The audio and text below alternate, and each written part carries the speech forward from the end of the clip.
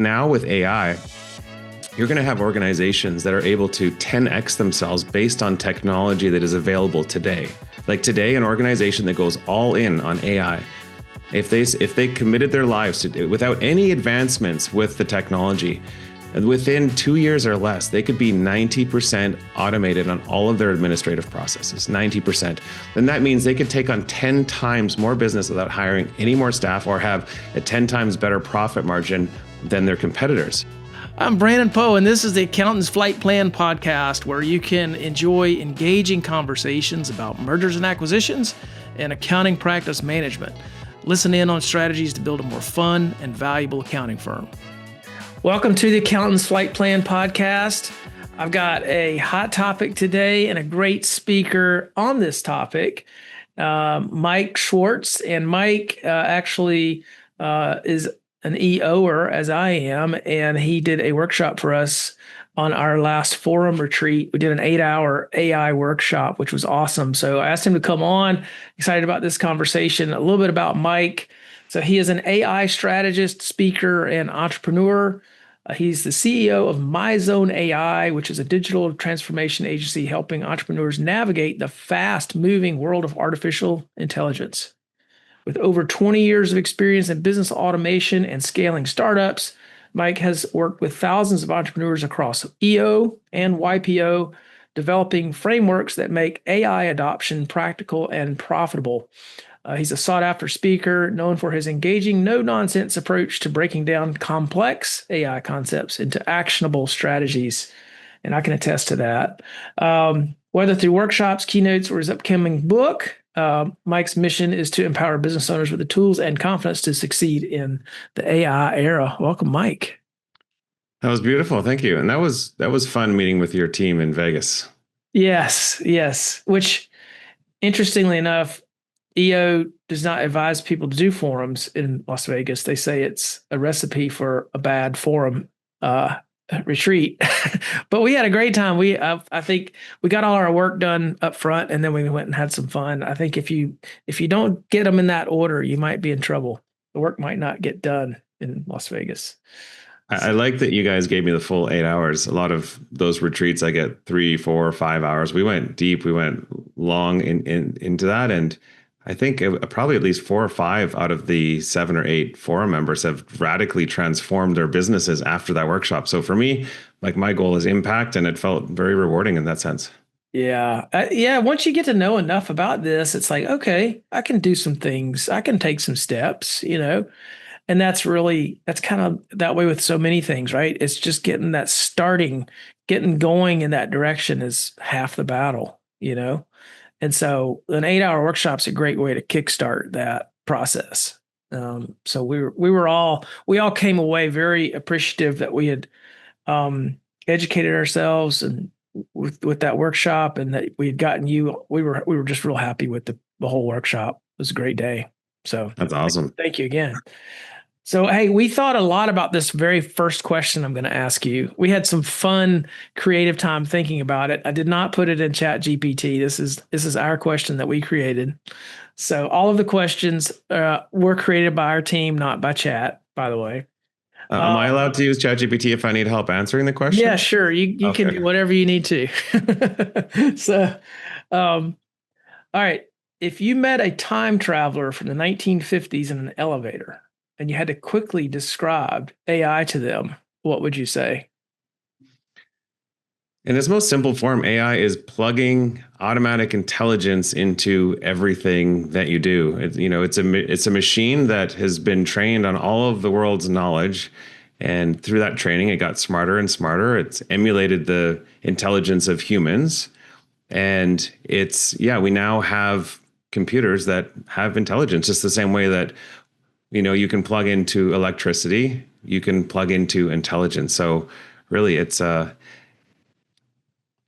it's funny because I saw some of these questions in advance. I'm like, oh, that one's easy. But then as you were talking, I'm like, wait, 1950s, what did they have back then? Did they have electricity? Did they have the internet? Did they have computers? So back then they would have had probably the first computers, or was that more, right around that time, but they would have been taking up an entire city block and costing you know, $50 million that MIT would build them, those mainframes probably running off of ribbon tape. And so, yeah, it'd be very difficult to explain this. I mean, that's the fascinating thing about what's happening right now, because the progress that we're seeing today, like the next 10 years, we think will be as much progress as we saw in the last 100 years. So if you reflect back like 100 years ago, what were we doing? Let's say 1925. Is that around the time that we were transitioning from horses to cars? And like, Yeah. it's just hard to even imagine. Imagine you're doing that transition from horse to cars, and you're trying to explain to somebody not just electricity and semiconductors and personal computers and the internet and social and blockchain and AI. I mean, there's just layers upon layers upon layers of technology. And what we do with tech is, after we've figured them out, it's called sort of abstracting. It sort of gets pushed down, and then you just forget about it, and then you work on the next layer. Just like we don't think about electricity anymore, we just plug into it. We don't think about the internet anymore or personal computers, we just turn them on. Right now, the layer that we're all thinking about is AI, and it feels this sort of overwhelming. But that's because it's built over these layers and layers of abstraction. So if you go back just a few decades, it's almost impossible to explain that to somebody, because they have to first break through all of these layers of abstraction that we don't even think about. So long story short, I don't think you could explain this to somebody from the 50s, just like you couldn't explain to somebody in a horse-drawn carriage what the world of automobiles are going to be like. They couldn't wrap their head around just even one generational change. So Yeah. this is moving incredibly fast. We can barely figure out what's going on here. Explaining it to somebody in the 50s, it seems like a daunting task, to be honest. Yeah. It's like, and I thought about the answer too. I'm like, well, you can talk into this little box and you can tell it things and it'll have a conversation with you and it'll give you answers. I mean, that's kind of what Chat GPT does. But there's a um prompting, things that you have to learn, and but you can just have a conversation with it too. It's it's kind of amazing if you think back. Like, um, I don't know. It is amazing. Um, so what prompted you to start MyZone AI? So heading into the pandemic, I was automating the events industry. I had an event ticketing company, event marketing, an event SaaS software that was really, think Salesforce.com meets Ticketmaster. We were looking to automate the events industry. And I dedicated 20 something years of my life to that mission. There was a few other industry automation projects on the go for that time, but that was the main one. And it was not very COVID proof or pandemic proof. So Yeah. we lost 90% of our revenue right when the pandemic hit, and we were put into a tailspin. So, I mean, I dedicated my whole career to futurism and automation, and it just hadn't really been much about AI at that point. It was all about centralizing data and automating processes. So, like in the past, the way we would automate things is most businesses would have, we call it disparate data. They would have data all over the place. They might have accounting software here, a CRM over there, a Slack channel here, and every small business is like that. And before you can start automating things, you would always have to first connect that data, centralize it into like a data warehouse of sorts, and then we would build technical automations on top of that. But the automations that we would build in the past would be pretty simple stuff like, hey, when this happens in this accounting software, like update a line here in this spreadsheet and that kind of stuff. And when the ChatGPT moment hit November 2022, it just blew my mind. I mean, I was waiting for this for 15 years, expecting it. But when it finally hit, I was like, oh my goodness, like what you can do now when you, instead of just connecting these systems together, you can start to infuse intelligence throughout that.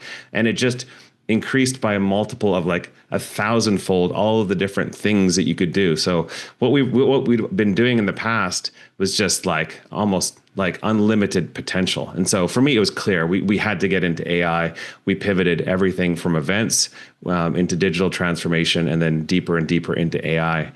But it seems like a huge untapped opportunity. It was written up in an article by Mark Andreessen, the founder of Netscape. He was saying that he felt the biggest opportunity for small business in the world right now with AI is simply, not simply, but automating their operations. Most people think of it as like a chat type interface, like ChatGPT. It's how most people think of AI, but it's really, that's just one way of connecting to AI and interacting with it. When you realize that it is like, you can connect that into all aspects of your business operations, that's when people's minds start to explode. So yeah, it was a collapse of an industry through the pandemic. It was a lifelong journey through technical automation and realizing that all the skills that we'd been refining over those years of centralizing data and automating processes just lended itself perfectly, and we could just infuse AI into it. And it's been all full speed from there. Yeah. Well, it just makes me think like, you hear about all the changes that this is going to have on different industries. And, a lot of the accounting industry is process driven. I mean, bookkeeping is process driven. And we're already seeing technology that's, you know, saved a lot of labor hours, like bookkeeping platforms that, go in and you can have it match credit card charges, and like all of that has become very much more efficient. It's going to be interesting to see how the accounting industry in particular gets impacted by some of this process automation. What do you think firm owners potentially could gain by adopting AI? I mean, I think the biggest thing will be to start will be automating just tedious administrative processes. I reflect back on some of the past automations in accounting that have been pretty impactful would be, say, optical character recognition. So that sort of technology is probably a form of AI, maybe some early stage machine learning where, you could suddenly analyze a receipt and turn it into characters and line it up with NetSuite and inject it into, all those sort of automations that were happening around scanning invoices, scanning receipts, and think of how much time was saved versus the old way, or you'd have to manually type it in. That type of change, I mean, we're going to see a tenfold, 100-fold difference from that, because now we can look at unstructured data, not just, it doesn't have to be rows and columns, exact fields. It can be analyze this massive spreadsheet and look for anomalies between budgeted and projections, compare that with my strategic plan, act as a CFO and come up with recommendations on how we can improve profitability in the fourth quarter. Like, what the F? Like, it's Yeah. just, you can do almost anything. And the industry that is being hit the hardest first is everybody in professional services, starting with software development, graphic design, digital marketing, video. Those are like software developers and video editors right now are like feeling it hard, and it's going to work its way down through professional services first. And accounting is for sure on that list. So I think it's going to touch pretty much everything that you do. If you're pushing data, pixels, numbers through computers and fairly repetitive processes, AI is coming for that pretty quick. So it's like hitting everything all at once. Yeah. Yeah. Yeah. Interesting. And it's hard to imagine the ripples. Like, I don't think anyone could necessarily predict everything that's going to be impacted and when. And I think that's the thing that I kind of struggle with as I think about it is like, how fast is this coming? Because, I remember when the internet, I'm old enough to know when the internet sort of started to be a real thing, and they had all these amazing predictions of what you would be able to do. And we can do those things now, but it took a lot longer than they thought it would. And so in my mind, I'm wondering, like, is AI going to take maybe a little longer than they thought? Not just because of the technology, but just the adoption. Are people going to adopt it very quickly? And, because there's still humans that are, in all these positions of deciding what gets implemented and what doesn't. So, I wonder how fast the adoption is going to be. Do you have any further thoughts on just the human element of adoption? Is it just, hey, your competitors are doing this and like, oh, I got to do it too, or I'm going to get left in the dust and I'm not going to be able to survive as a business owner unless I adopt this? Like, any thoughts about how that's going to shake out? or maybe how it's already shaken out in certain, you said like film editing and software coding and things like that are already being impacted. So, I think this time the adoption curve is going to be very different than historical adoption curves in technology. So there's that classic, can't remember who coined that term. You've got the innovators, the early adopters, the early majority, the late majority, and the laggards. That standard adoption curve. I don't think that applies here. I think it's going to happen 100 times faster than people expect. I think if we look back at this podcast 3 years in the future and look back today, be like, wow, it went way faster than we anticipated. And the reason for that is if you look at previous technological advancements, say like the CRM versus a spreadsheet, or even like email versus handwritten notes, or like, is that you would get these linear improvements like 25, 30%. Like if somebody was an organization was running a CRM, like say Salesforce.com, and another organization wasn't, it wasn't enough that this company would put this company out of business. It would just mean that they had a higher profit margin. Maybe they could charge a little bit more. Maybe they could hire better talent. Maybe they could spend a little bit more on their Google ads for lead gen, and they would grow. And, but it wasn't like life or death scenarios from a corporate existential perspective. But now with AI, you're going to have organizations that are able to 10x themselves based on technology that is available today. Like today, an organization that goes all in on AI, if they committed their lives to do without any advancements with the technology, and within 2 years or less, they could be 90% automated on all of their administrative processes, 90%. Then that means they could take on 10 times more business without hiring any more staff, or have a 10 times better profit margin than their competitors. Could you compete with somebody who can outperform you 10x? And so I don't think we need to wait for everybody to adopt, because the mass increase in capacity that comes from the automation that AI brings. You could literally have 10% of accounting firms become AI first, fully automated organizations with just today's technology, and they could gobble up all of the work from the laggards, the remaining 90%. So we don't have to wait for the people.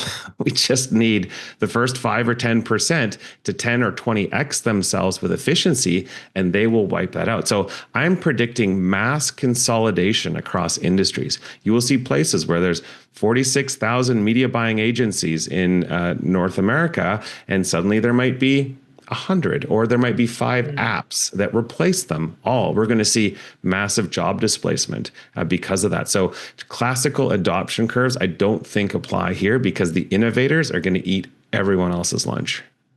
Wow. That's, that's hard to wrap your mind around, like what implications that can have, not just for your industry, but for society at large. We saw it this last week with, software development industries being hit super hard. Like developers today that are AI first are easily 10xing themselves, and very soon they'll be 100xing themselves with AI agents, where they don't write code anymore. They just talk into microphones and build applications. We have teams of people that have already 10x themselves with software development. And it's software development, and now video is sort of the canary in the coal mine, and it's going to work its way through. I think with that vision I talked about there, probably within 3 years, you're going to see most industries and professional services that have started the process of mass consolidation. Wow. So if you do own a business, most of our audience owns accounting firms. What are some really good tools for people to just start working on? How do you start this process of leaning into AI?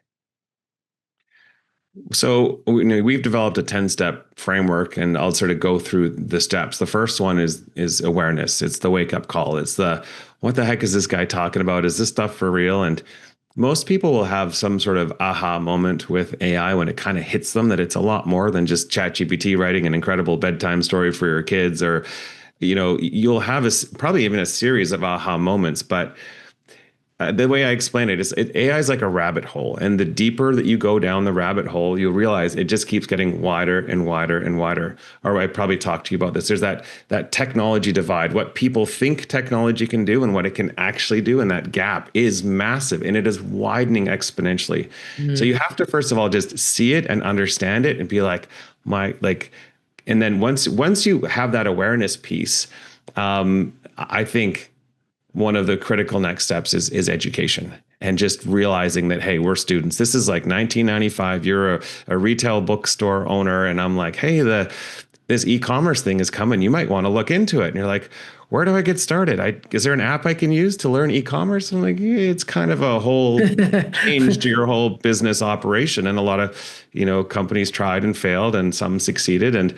But that happened over 25 years before it really became a big deal. I mean, I think Amazon lost money their first 10, 15 years before they even became profitable.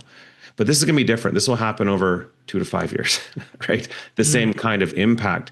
So if you were to reflect back on the transition from, say, retail to e-commerce being a big deal, what would you tell somebody back in 1995 that they should study? You need to become technically literate. You need to understand data. You need to understand website. There's a whole bunch of things. So this is really a journey of a million miles, and it begins with a couple first steps. And I think the first step is realizing that this is something that requires urgency and commitment. And that's the awareness piece. Then for me, what I love to do is get onto YouTube and find thought leaders in this space in your industry. I guarantee if you go to YouTube and just start searching for keywords and watching those videos and favoriting the people that you like, they will quickly bring you up to speed. And when you find somebody good, go to their videos channel, scroll back like 1 or 2 years and just start consuming and learning. And a little bit every day. We recommend, 30 minutes a day of AI learning for anybody in professional services is a bare minimum. You need to. This is transformative. So it starts with right there. But beyond that, I saw a presentation recently that said 70% of learning comes from just using things, doing them, experiencing them, as opposed to just watching and witnessing, right? So that needs to be accompanied with just constant use and experimentation. And that can be personal. Like you can use AI at home for all sorts of fun things. You can use it at work, but use it every day for everything as much as you can. And I think those are the first two things: having an educational plan every day, 30 minutes of some sort of learning, knowing this is a long journey, and then using the tools. You should be using them in accounting, like at least an hour, if not more, every single day. And if you do that within 3 to 6 months, you'll look back and be very grateful that you took that first step. Wow. Yeah, those are really practical. I like the YouTube. I like the idea of going back and looking at their older stuff, because these thought leaders have probably evolved, and you probably have to go back to square one a little bit so that you can stay kind of catch up, I guess. And just to see how fast it's been moving, the stuff that they were talking about like 2 years ago with, it couldn't do math. It always put 6 fingers on people. Their teeth were crooked. And suddenly AI solved for math. It solved for image. And now just last week, it solved for video. It solved for voice. It solved for music. So when you can see that perspective of how quickly it's advancing, so going back a little bit and catching up, that will really help you realize, hey, we're not on a linear curve here. This isn't improving 10 to 20% per year. Like, we are expecting a 1 million X increase in AI compute power in the next 10 years, 1 million X. Like, it's hard to fathom. Yeah. Because it's already so smart. Like, how much smarter can it get? But apparently quite a bit smarter and faster and all of that. Yeah, it's about 120, 130 IQ right now. Last year, I think we're coming in like, grade 10 students. Now we're like post grad level. And by the end of this year, we will have, looking at sort of 160 IQ, sort of. That's like transitioning from someone like us to Albert Einstein by the end of the year. So yeah, this is not riding a linear curve. This is riding an exponential curve. We have a fast-growing CPA firm for sale based in South Carolina. The owner is willing to stay on for 10 plus years to run and grow the firm, which services high net worth clients. The asking price is $10 million, and the listing ID is SC2038. Visit PoGroupAdvisors.com to learn more. Well, one thing you told us in the workshop that I thought was interesting is like, okay, how do I decide what to focus on? Like, okay, I can't necessarily do everything in my business all at once. I have to choose and I have to prioritize my focus. And so how do you best decide, okay, where should I focus? Because if it takes a lot of time to figure this out, and then 6 months, the AI tool will be that much better, and I could have figured it out in 5 minutes versus, 5 days. Any thoughts on just helping people decide what to focus on first? Yeah, and that's a good question a lot of people have, because as AI is advancing and getting easier and easier, it's like, why don't I just wait until it shows up in my Outlook and just answers my emails for me? Do I have to study these things? I think it's about getting that advantage, and focus is so important. So what I do, because this is one of those areas, like the more you know, the less you're sleeping right now. Like ignorance is bliss in the world of AI, because those of us that study it and understand it, literally we see tsunamis coming at us from all angles, and it's very hard to sleep at night. And the solution that I have for that, how do I get rid of that feeling of just constantly being overwhelmed with AI? It doesn't matter. Like it's not about how much you study it. Like I'm doing this 12 hours a day for the last 3 years, and I had 22 years of prior experience leading up to this, and I am still completely overwhelmed every day. The only hope that you have is focus, is focus, like you said. So what we do is just really look at what is your role within the organization at the executive level, the ownership level. It's all about strategy, and you should learn the broad strokes of AI strategy. How can I use AI to help me be a better strategist? How can I use AI to help me be a better leader? How can I make sure that I have the right framework so that my company can adopt it? Or do I have the right core values and culture to ensure that AI is adopted through the organization? How can those sorts of conversations, right? If you're in marketing, you should laser focus on a specific niche of marketing and say, how can I use AI to automate my copywriting or my video production or my sales outreach program, like, and becoming experts at those slices. So within my organization, we have roughly 30 full-time equivalent employees all across the world. I don't try to be the video expert. We have one person on the team that's responsible for video, one person responsible for accounting, one person responsible for sales automation. And so yeah, it's divide and conquer, and really understand your role within the org and be really, really specialized in that. But you're going to need a couple people, especially at the top, that can see the bigger picture. Yeah. It's almost like you just go for the low hanging fruit, get some wins. Right. Like, I mean, that's kind of how I think about it, is like, where am I going to get the most bang for the buck? And then do that, and then pick something else once that's kind of done. That's how I think about it. Yeah, I mean, that's for sure one of the adoption best practices. Is this comes down to the question really be, what's the fastest way to get adoption from your team? Is find those quick, easy wins. And with that framework we talked about, sort of crawl, walk, run, fly with AI. A lot of people will come in there with these grandiose ideas about AI can transform my industry, but there's some really quick, easy ones. So yeah, you're right. That's one of the best ways to get people moving. Is I often will have a conversation with somebody that I'm coaching and just say, what is it that you love about your job?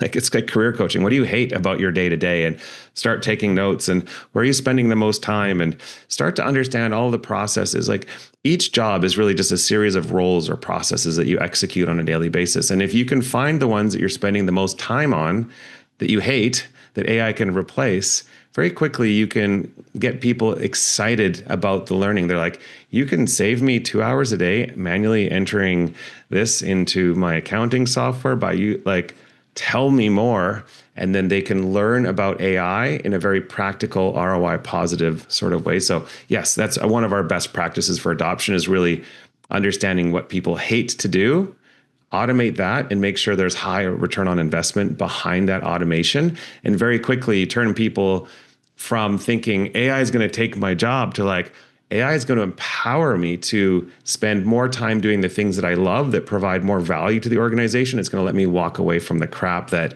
I just don't enjoy. Yeah. Yeah. I like that.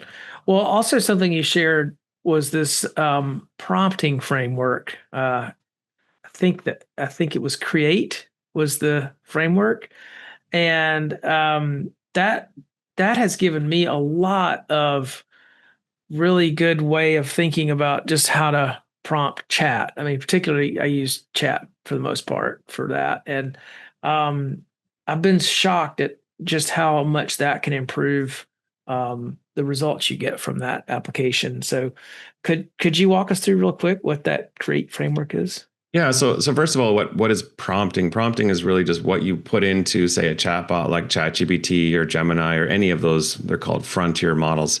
And when you talk to it, most people, when they first start using it, they'll just say things like, "Hey, can you do this for me? Can you do that for me?" But we've noticed that through the act of prompt engineering or really refining the inputs into the model, you get very, very different quality outputs. So there's no prescribed like this is what you should do every time. There's a little bit of experimentation and learning, but this framework is, I use it whenever I'm not getting what I need out of AI. Because a lot of times you're just like, hey, write me a 500-word blog article on X, and boom, it works. Or analyze this financial spreadsheet, looks for any anomalies that between budget and projection, and boom, it works. But when it doesn't work, that's when you want to engineer it. And so the Create framework we came up with, the C stands for context. And one of those small lessons we always give with AI is don't be typing into AI. You should be talking into AI. It actually performs better with more context. And when you talk, you can talk usually 2 to 5 times faster than you can type. So you will naturally just give it more context. And it actually, studies have shown that it performs better when you give it like we speak very differently than the way we type. And it's been trained on a lot of it just performs better from spoken context. So the C in the Create framework is give it as much context as possible. So, an example of context that I would talk into the microphone, I'd go over to ChatGPT, say, hey, first of all, you already know everything about me because you've interviewed me, you know my organization, you've been listening to my every thought and conversation for the last 3 months, but I'm going to give you more context about the specific situation. Here's my financial reports that were sent over by my accountant, and I want to review the projections for the next year. And I'm just really not sure if his projections are conservative or aggressive, and want to spot and see if he's made any mistakes, or just give as much context as possible. That's the C before you get started. And then the R is the role. So when you ask AI to act in a specific capacity, like I want you to act as a senior accountant for a digital transformation agency or whatever that role, or say, I want you to act like a professional copywriter that specializes in children's books.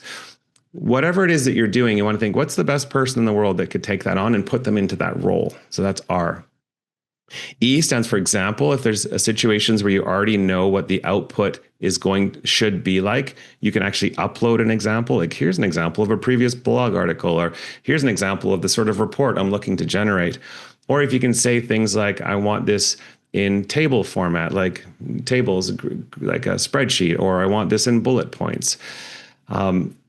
The A is probably, I think, the most impactful one that most people are not using. That's ask me questions. I borrowed this one from Jeff Woods from his book, The AI-Driven Leader.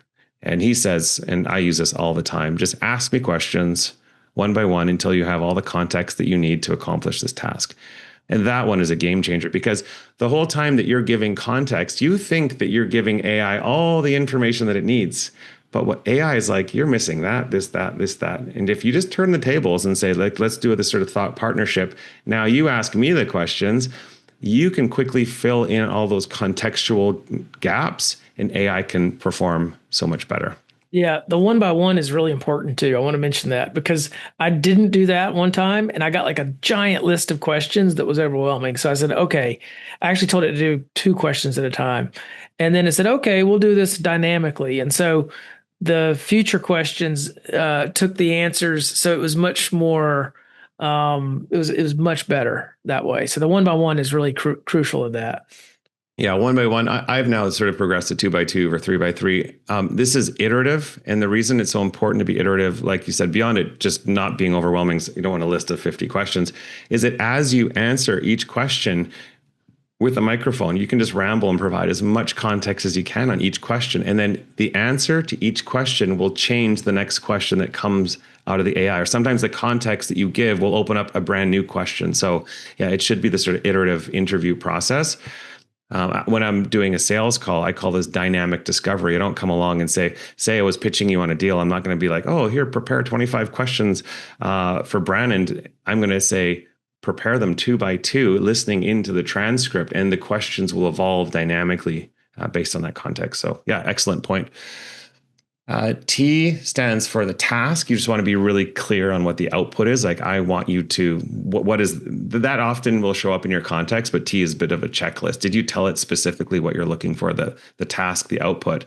And then E stands for enhance, knowing that a prompt is a process that iterates. You're gonna have to test your prompt, look at the output, and then go back and enhance the prompt and try again over and over until you nail it. And then save those prompts that you use on a regular basis, save them and reuse them for the most challenging tasks.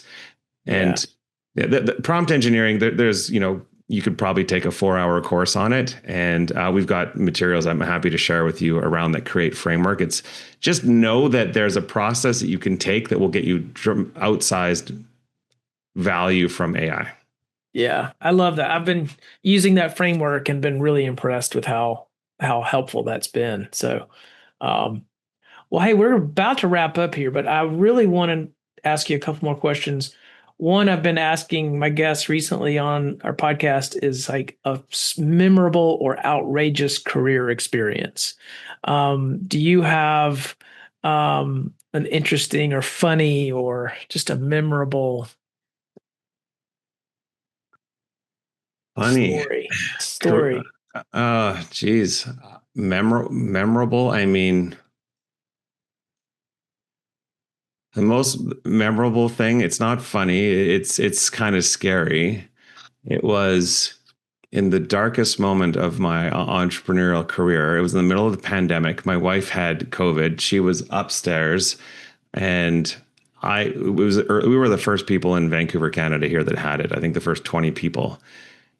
And I thought I had it. She tested positive. I hadn't yet tested positive. And we were told to separate in our own house, even though I'd had total exposure to my wife. And I got these cheap we couldn't find face masks anywhere. So I ordered them off of AliExpress, and they arrived from China. And I was wearing these like N95 masks every day while I was caretaking my wife. She had horrible symptoms. She could barely get out of bed. She was like crawling to the washroom and brutal pain. And I was actually down here sleeping on this couch wearing my face mask 24/7. I didn't know what this mysterious virus was and what it was going to kill me or not. What I did not realize is, well, I'll save the twist for the end, is I started having trouble breathing. And like, I felt my lung capacity was decreasing.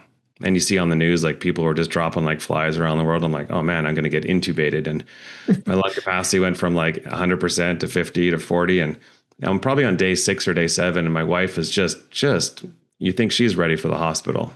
One of those early cases with no built up immunity. And I'm walking up the stairs to check on my wife. And all of a sudden I'm like, frick, I can't breathe. And I sat down on the bed and I'm like, you might need to call 911. Like, what's going on? And I thought my life was over. I looked down at my feet. My toes were turning blue. My fingers were getting all tingly. And I like hold my hand, and then she called 911, and I'm like texting my mom, and I'm like saying goodbye. And I'm like, I was just getting such little air into my poor little lungs. And then the paramedics, they showed up about 5 minutes later, super fast. But just before they arrived, my wife grabbed an asthma inhaler. And I'd had it because there was a bunch of wildfires out here 10 years prior. And I was jogging in wildfire. Don't ask me why I was doing that. And I had an asthmatic reaction. And so she gave me that puffer. And instantly I went from thinking I was dying to like, it was an asthmatic reaction to those stupid masks that I got off of AliExpress. I didn't even have COVID. The paramedics show up and they're like, you're fine. You had an asthma attack. Use your puffer. I'm like, I don't have asthma. But I reflect on that moment of thinking I was dying, and it was at the same time that my business died. My business of 20 something years, like a $20 million asset, into bankruptcy. My life was spiraling, anxiety through the roof, thinking I was dying. And what emerged from that moment was MyZone AI and a world of abundance and just all. So I just reflect on that as business is, the deepest, darkest moments of business often usually result in the biggest moments of change. And for me, that was the moment I look back and it all changed right there. Wow. Yeah. Staring into the abyss will often give you some ahas. Yeah. Yeah. Midlife career coaching. I thought my career was set at the tender age of 46, but no, I did a complete reset and I'm so grateful for that opportunity. Wow. Cool story. Thank you for sharing that, Mike. And then lastly, a book recommendation. I noticed in your bio, you've got a book coming out. So you're welcome to tell us about that. But do you have just a general kind of recommendation for our listeners about a book that you enjoy? Maybe it could be a beach read or a business book, whatever comes to mind. I think a lot of us are parents or grandparents, and a lot of people are concerned about children and education and what the future holds for them. Like it's once you get through all the chaos of like, what's going to happen to my company and my career and how do I adopt? It's like, what does this mean for our kids? Right? That's a pretty scary thought. And usually most of us, that's pretty much all we care about these days is making sure it's all about the kids once you've got them. So for all the parents out there, I read a book about a year ago. It came out. It was by the founder of Khan Academy, Salman Khan, Brave New Words, not Worlds, but Brave New Words. And he just really talks about the future of AI from the perspective of education and children.